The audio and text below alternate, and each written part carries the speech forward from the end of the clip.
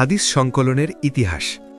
হাদিস লেখা এবং তার সংকলনের বিষয়টি ইসলামের ইতিহাসে খুবই মজার ও গুরুত্বপূর্ণ অংশ।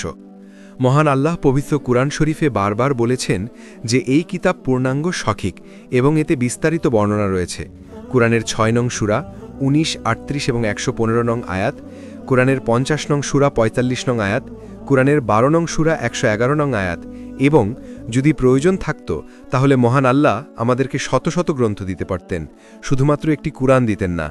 দেখুন ১৮ নং সূরা ১০৯ নং আয়াত এবং ৩১ নং সূরা ২৭ নং আয়াত।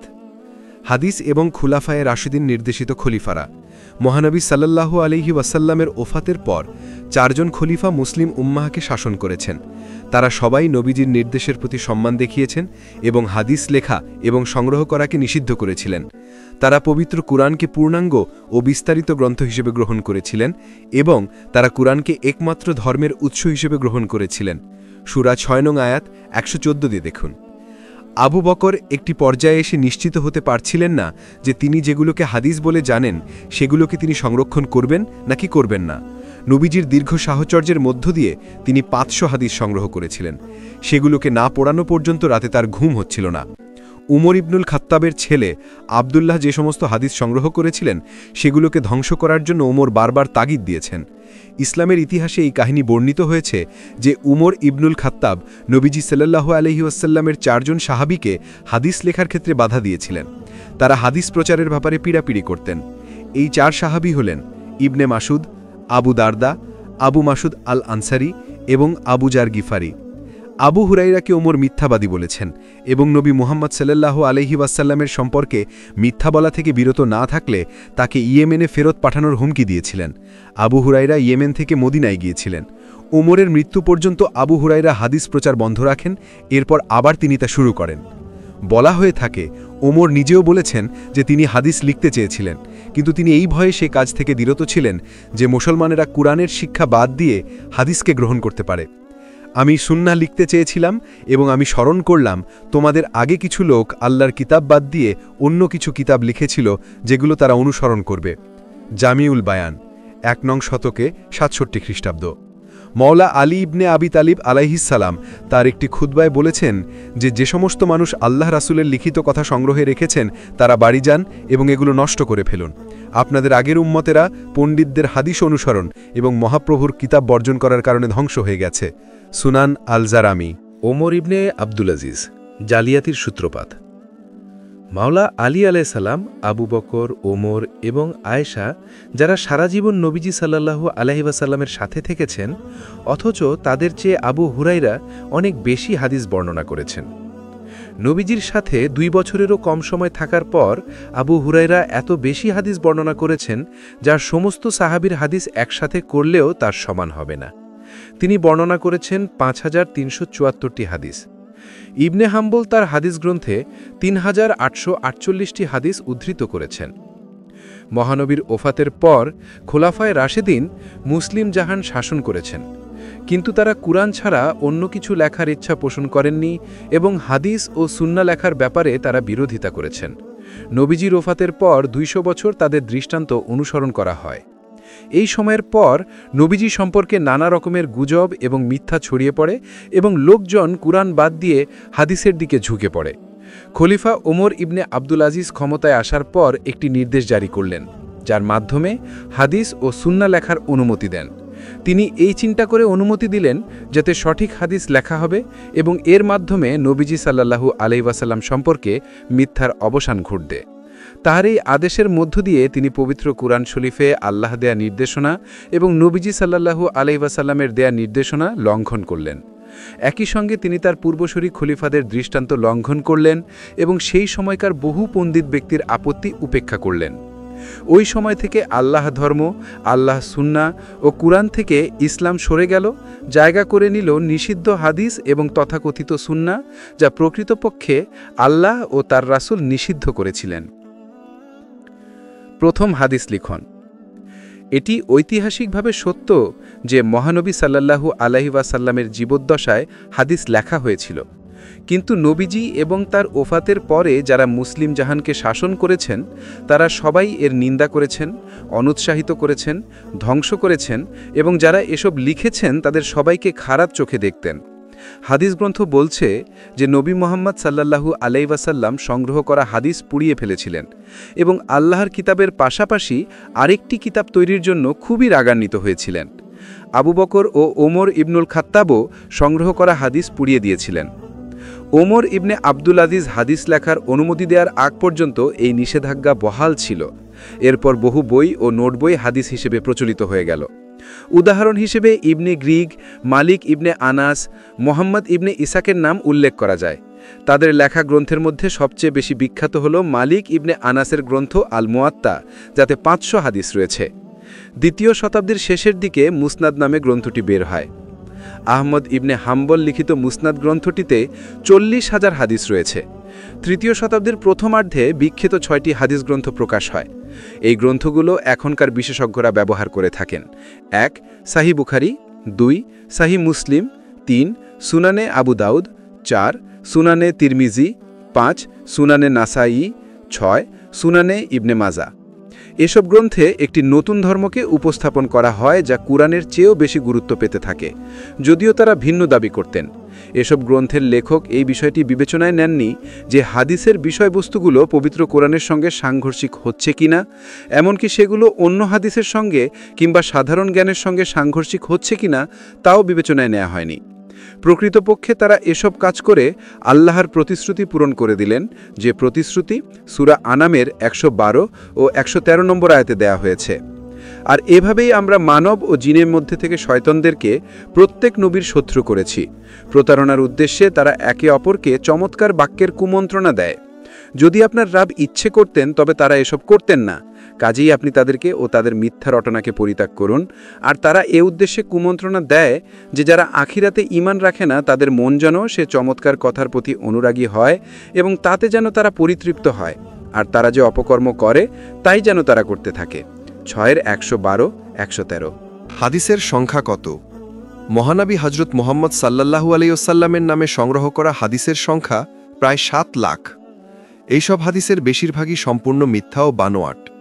এছাড়া এসব হাদিস প্রথম দিককার মুসলিম বিশেষজ্ঞরা প্রত্যাখ্যান করেছিলেন, যারা ভাবতেন তারা সঠিক এবং বিশুদ্ধ হাদিস আলাদা করতে পারবেন। চলুন এবার নজর দেয়া যাক কয়েকজন বিখ্যাত হাদিস সংগ্রহকারের দিকে এবং তারা কি সংগ্রহ করেছেন। মালিক বিন আনাস তার বিখ্যাত হাদিস গ্রন্থ আল মুয়াত্তাতে 500 হাদিস তুলে ধরেছেন। আহমদ ইবনে হাম্বাল তার বিখ্যাত মুসনদ গ্রন্থে 40,000 হাদিস তুলে ধরেছেন। 7 লাখ হাদিসের মধ্যে থেকে তিনি এই 40,000 হাদিস বেছে নিয়েছিলেন। এর অর্থ হচ্ছে তিনি 6,60,000 হাদিসকে প্রমাণহীন, মিথ্যা অথবা বানোয়াট মনে করেছিলেন এবং বাকিগুলোকে মনে করেছিলেন সঠিক। জনাব বুখারী সংগ্রহ করেছিলেন 6 লাখ হাদিস। তার মধ্যে থেকে তিনি মাত্র গ্রহণ করেছিলেন 7,275টি এবং বাকি 5,92,725টি হাদিসকে প্রমাণহীন, মিথ্যা অথবা বানোয়াট মনে করেছিলেন। অন্য কথায় তার সংগ্রহ করা শতকরা 99% হাদিসকে তিনি মিথ্যা বলে গণ্য করেছেন। উপরের এই বিষয়গুলো আমাদের একটি ধারণা দেয়, তা হল পেছন দরজা দিয়ে ইসলামের ভেতর কি পরিমাণে জালিয়াতি ঢুকিয়ে দেওয়া হয়েছে অথবা জালিয়াতি ঢোকানোর চেষ্টা করা হয়েছে। আবু হুরাইরা এবং নানা ধরনের মিথ্যাচার। আবু হুরাইরা ইয়েমেন থেকে 7ম হিজরিতে মদিনায় আসেন এবং তিনি মুসলমান হন। তিনি মহানবী সাল্লাল্লাহু আলাইহি ওয়াসাল্লামের সঙ্গে ছিলেন 2 বছরেরও কম সময়, অথচ তিনি 5,000-এর বেশি হাদিস বর্ণনা করেছেন। তার হাদিস বর্ণনার সঠিক সংখ্যা হচ্ছে 5,374টি। নবীজি সাল্লাল্লাহু আলাইহি ওয়াসাল্লামের সমস্ত সাহাবী যত হাদিস বর্ণনা করেছেন, আবু হুরাইরা 2 বছরের কম সময় নবীজির সঙ্গ পেয়ে তাদের সবার চেয়ে বেশি হাদিস বর্ণনা করেছেন। উদাহরণ হিসাবে আবু বকর অথবা ওমরের নাম উল্লেখ করা যায়। তারা নবীজির দীর্ঘদিনের সাহাবী হলেও তাদের চেয়ে আবু হুরাইরা বর্ণিত হাদিসের সংখ্যা অনেক বেশি। তার বর্ণিত হাদিসের বেশিরভাগকে হাদিসে আহাদ বলা হয়। হাদিসে আহাদ সেই সব হাদিসকে বলা হয় যার প্রত্যক্ষদর্শী মাত্র একজন ব্যক্তি। এ প্রেক্ষাপটে নবীজির কয়েকজন সাহাবী এবং নবীজি সাল্লাল্লাহু আলাইহি সাল্লামের স্ত্রী আয়েশা আবু হুরাইরাকে মিথ্যাবাদী বলে অভিযুক্ত করেন। মা আয়েশা ও আবু হুরায়রার দ্বন্দ্ব।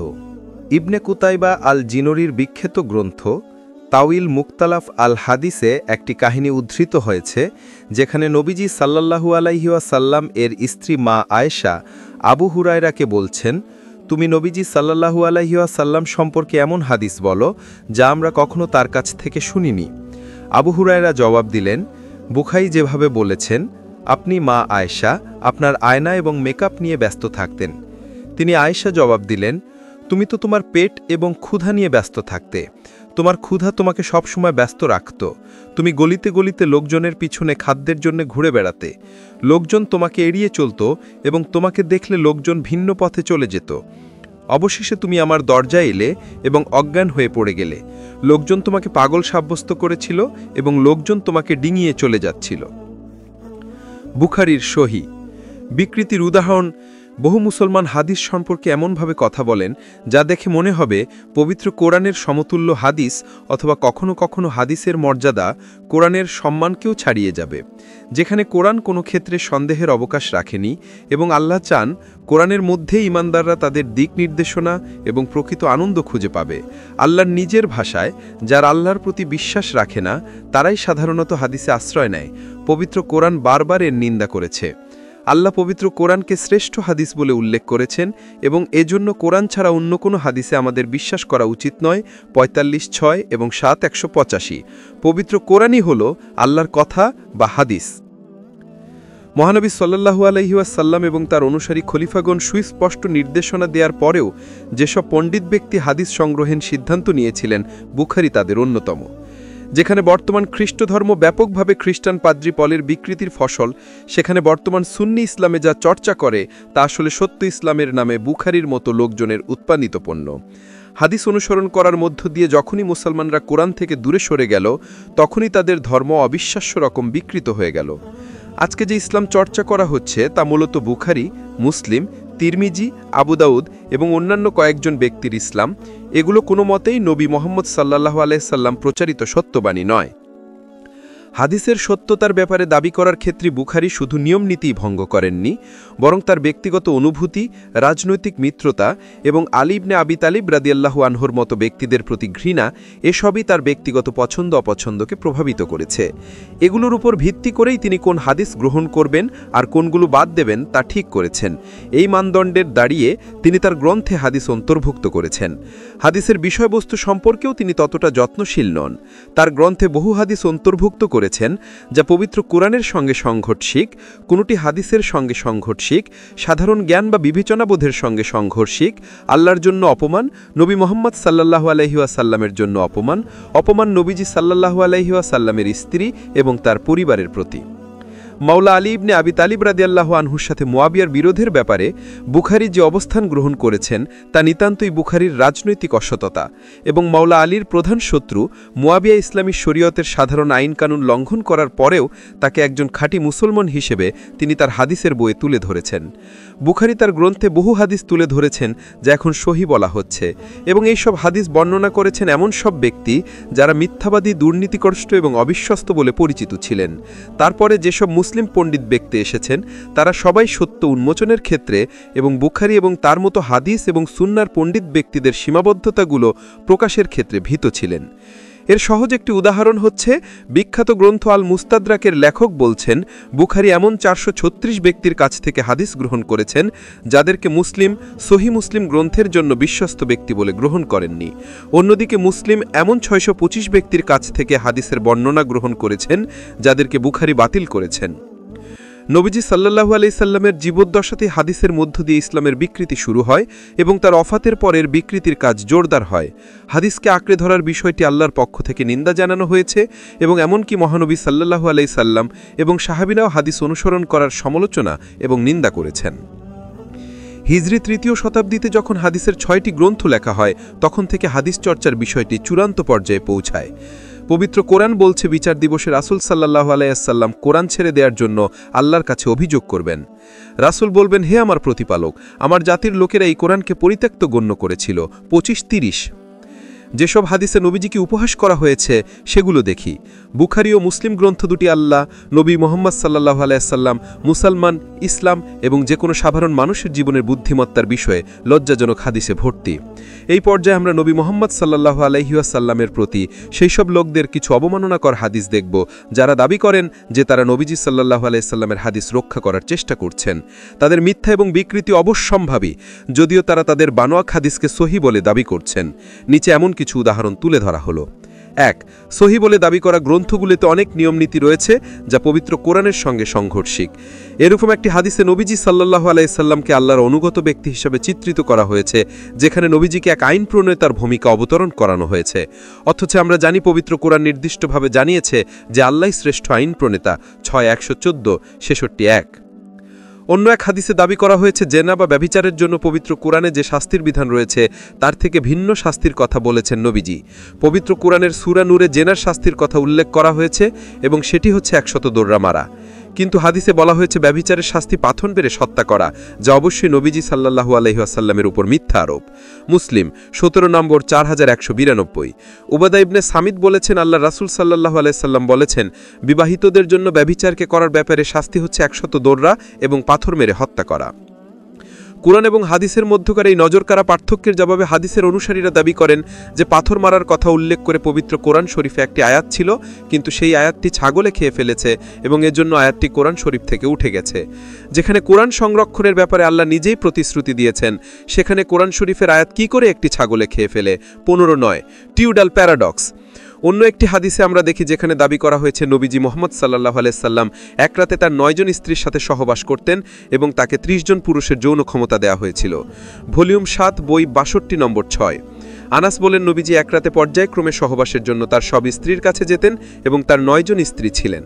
এই লজ্জাজনক মিথ্যা পবিত্র কোরআনের বাণী এবং একমাত্র আল্লাহর জন্য কি ইবাদত? এই হাদিস দ্বারা বুখারী নবীজিকে কোন ধরনের ভাবমূর্তি দেওয়ার চেষ্টা করেছেন? বুখারী কি বুঝতে পেরেছেন যে মুহাম্মদ সাল্লাল্লাহু আলাইহি সাল্লামের নবুয়তি প্রাথমিকভাবে তার যৌন ক্ষমতার সাথে সম্পৃক্ত? সর্বোপরি যারা এই ধরনের হাদিসকে সহি বলে মনে করেন, তারা প্রকৃতপক্ষে আল্লাহর নবীজি সাল্লাল্লাহু আলাইহি ওয়াসাল্লামের বিরুদ্ধে মিথ্যা প্রচারণা চালিয়ে যাচ্ছেন। ৩. বুখারীর ভলিউম ২, বই ২৬ নম্বর ৬৯৫তে আমরা দেখি নবীজি সাল্লাল্লাহু আলাইহি সাল্লাম দিনের কিছু কিছু সময় নামাজ নিষিদ্ধ করেছেন। বলার অপেক্ষা রাখে না পবিত্র কোরআন শরীফে কোথাও এই ধরনের নিষেধাজ্ঞা নেই। এছাড়া এটি চিন্তাই করা বাহুল্য যে দিনের কোনো কোনো সময় আল্লাহ রাসূল সাল্লাল্লাহু আলাইহি সাল্লাম নামাজ নিষিদ্ধ করবেন। বুখারী ভলিউম ২, বই ২৬ নম্বর ৬৯৫। আব্দুল্লাহ বর্ণনা করেন, আমি নবীজি সাল্লাল্লাহু আলাইহি সাল্লামকে সূর্যোদয় এবং সূর্যাস্তের সময় নামাজ পড়তে নিষিদ্ধ করতে শুনেছি।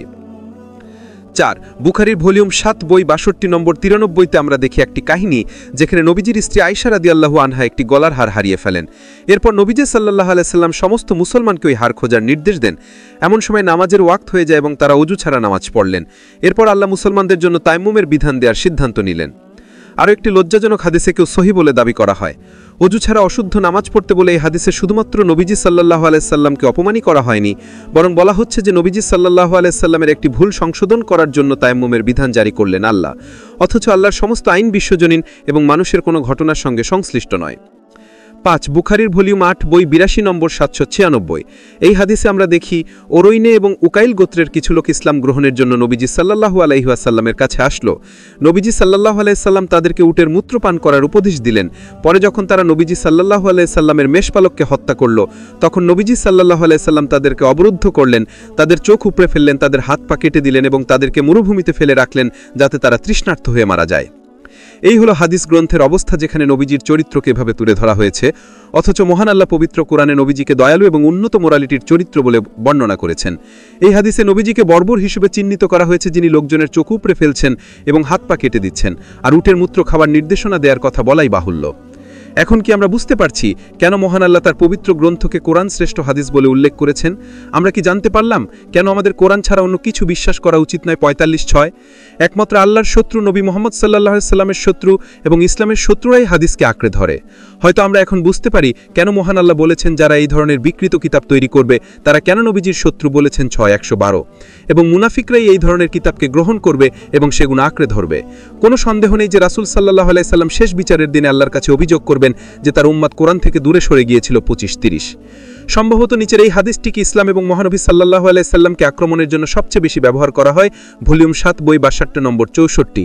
মায়েশা বর্ণনা করেন যে তার বয়স যখন ৬ বছর তখন নবীজি সাল্লাল্লাহু আলাইহি সাল্লাম তাকে বিয়ে করেছেন, এবং তার বয়স যখন ৯ বছর তখন তিনি বিয়ের বিষয়টি ভালোভাবে অনুধাবন করতে পেরেছেন, এবং তারপর ৯ বছর যাবৎ তিনি নবীজি সাল্লাল্লাহু আলাইহি সাল্লামের সাথে ছিলেন, নবীজি সাল্লাল্লাহু আলাইহি সাল্লামের ওফাত পর্যন্ত। বলার অপেক্ষা রাখলে যদি এটি সত্য হয়ে থাকে তাহলে এটি হবে নবীজি সাল্লাল্লাহু আলাইহি সাল্লামের বিরুদ্ধে ভয়ঙ্কর ধরনের অবমাননা এবং অন্ততপক্ষে শিশু নির্যাতনের দায় তার উপর পড়ে। এই কাহিনী নিঃসন্দেহে মহানবী সাল্লাল্লাহু আলাইহি সাল্লামের বিরুদ্ধে একটি মিথ্যা আরোপ এবং যে আয়েশার বারাতা দিয়ে এই হাদিস প্রচার করা হয়েছে তাকে অপমান করা হয়। নবীজি সাল্লাল্লাহু আলাইহি সাল্লাম নারীদেরকে বাঁকা বলেছেন, ভলিউম 7 বই 62 নম্বর 113-তে আমরা পাই। আবু হুরায়রা বর্ণনা করেন, আল্লাহর রাসূল সাল্লাল্লাহু আলাইহি সাল্লাম বলেছেন, নারীরা পাজরের হাড়ের মতো বাঁকা, যদি তুমি তাকে সোজা করতে চাও তাহলে ভেঙে যাবে, ফলে যদি তুমি তাদের থেকে কল্যাণ চাও তাহলে তাদেরকে বাঁকা অবস্থায় রাখো। আরও একটি হাদিস আমরা উল্লেখ করতে পারি যা নিঃসন্দেহে আল্লাহর রাসূল সাল্লাল্লাহু আলাইহি সাল্লামের বিরুদ্ধে মিথ্যা আরোপ। কথিত এই হাদিসে পুরুষ শাসিত সমাজে নারীদেরকে দ্বিতীয় শ্রেণীর নিম্নমানের কৃষ্টি হিসাবে দেখানো হয়েছে এবং তা আল্লাহ প্রেরিত নবীর কোনো কথা হতে পারে না। এটিও নবীজির বিরুদ্ধে বিকৃত মিথ্যা আরোপ। 8 নবীজি সাল্লাল্লাহু আলাইহি ওয়াসাল্লাম ঘোষণা করেছেন, যেসব নারী উটে চড়ে তারা হলো শ্রেষ্ঠ। বুখারী ভলিউম 7 বই 62 নম্বর 19। আবু হুরায়রা বর্ণনা করেন, নবীজি সাল্লাল্লাহু আলাইহি ওয়াসাল্লাম বলেছেন, কুরাইশ নারীদের মধ্যে তারাই শ্রেষ্ঠ ও ন্যায়নিষ্ঠাবান যারা উটের পিঠে চড়ে। তারা তাদের শিশুদের শৈশবের সময় মমতাময়ী হয় এবং তারা তাদের স্বামীর অর্থ সম্পদ যত্ন সহকারে দেখাশোনা করে। উটের পিঠে আরোহণকারিনী আল্লাহ রাসূল সাল্লাল্লাহু আলাইহি ওয়াসাল্লাম সত্যি নারীদের মূল্যায়নের ক্ষেত্রে এই ধরনের মানদণ্ড নির্ধারণ করেছেন। 9 নবীজি সাল্লাল্লাহু আলাইহি ওয়াসাল্লামের বিরুদ্ধে সম্ভবত সবচেয়ে জঘন্য মিথ্যাচার হচ্ছে এই হাদিস, যেখানে দাবি করা হয়েছে যে যৌন আকাঙ্ক্ষা পরিতৃপ্ত করতে অল্প কয়েকদিনের জন্য দুজন নারী পুরুষকে মহানবী সাল্লাল্লাহু আলাইহি ওয়াসাল্লাম বিয়ের অনুমতি দিয়েছেন। বুখারী ভলিউম 7 বই 62 নম্বর 52। এ হাদিস বর্ণনা করেছেন জাবের বিন আব্দুল্লাহ এবং সালামা বিন আল আকওয়া। আমরা যখন সেনা দলের সঙ্গে ছিলাম তখন আল্লাহ রাসূল সাল্লাল্লাহু আলাইহি সাল্লাম আমাদের কাছে এসে বললেন, তোমাদেরকে মুতা বিয়ের জন্য অনুমতি দেয়া হয়েছে, অতএব তোমরা তা করো। সালামা বিন আল আকওয়া বলেন, আল্লাহ রাসূল সাল্লাল্লাহু আলাইহি সাল্লাম বললেন, যদি কোনো নারী ও পুরুষ সম্মত হয় অস্থায়ী বিয়ের ব্যাপারে, তাদের বিয়ে 3 রাত স্থায়ী করতে হবে এবং তারা যদি সম্পর্ক অব্যাহত রাখতে চায় তাহলে তারা তা করতে পারে, আবার তারা যদি আলাদা হয়ে যেতে চায় তাও করতে পারে।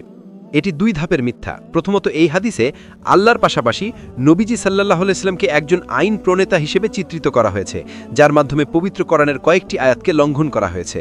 এই সব আয়াতে, যেমন 6-এর 114 ও 66-র 1 নম্বর আয়াতে নিশ্চিত করা হয়েছে যে একমাত্র আল্লাহ হচ্ছেন আইন প্রণেতা।